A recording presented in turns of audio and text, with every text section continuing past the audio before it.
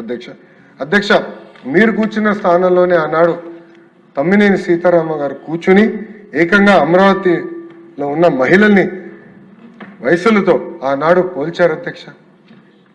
వయసులతో ఆనాడు పోల్చారు అధ్యక్ష.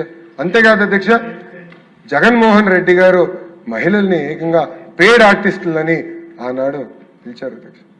అంటే మహిళలంటే ఎంత చిన్న చూపో ఏదో ఒక ఉదాహరణని ప్రజలందరూ కూడా గమనించాలి అధ్యక్ష.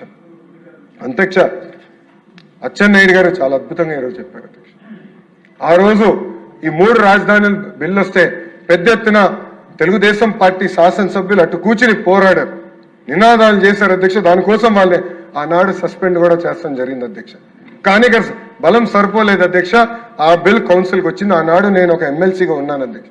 మేమందరం కలిసికట్టుగా పోరాడం, అందరం మాట్లాడడం, మమ్మల్ని ఎగతాళి చేశారు అధ్యక్ష.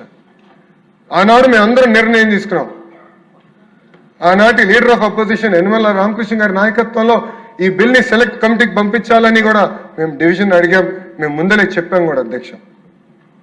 హోరాహోరీగా చర్చ జరుగుతుంది. నేను తిరిగి చూసి ఇలాంటి గ్యాలరీస్ ఉన్నాయి అధ్యక్ష. అక్కడ మొత్తం వైకాపా శాసనసభ్యులు అందరూ వచ్చారు అధ్యక్ష. అది తెలుసుకున్న తర్వాత ఏం జరుగుతుందో చూసడానికి గౌరవ ముఖ్యమంత్రి చంద్రబాబు నాయుడు గారు వచ్చారు అధ్యక్ష. ఆయన కూడా కూర్చున్నారు అధ్యక్ష, నేరుగా చూశారు అధ్యక్ష. ఆనాడు నేను నా ఫోన్ నుంచి తీసిన ఫోటో అధ్యక్ష. ఇక్కడ గౌరవ ముఖ్యమంత్రి గారు కూర్చుంటే అధ్యక్ష చుట్టూ ముట్టారు అధ్యక్ష వైకాపా నాయకులు, మంత్రులు అధ్యక్ష. అనేక మాటలు అన్నారు అధ్యక్ష,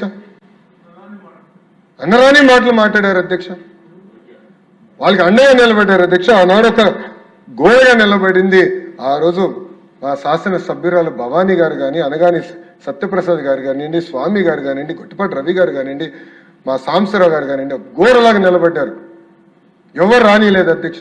లేదంటే ఆనాడు గౌరవ ముఖ్యమంత్రి చంద్రబాబు నాయుడు గారి పైన కూడా దాడి చేయాలన్న ప్రయత్నం ఆనాడు జరిగింది అధ్యక్ష.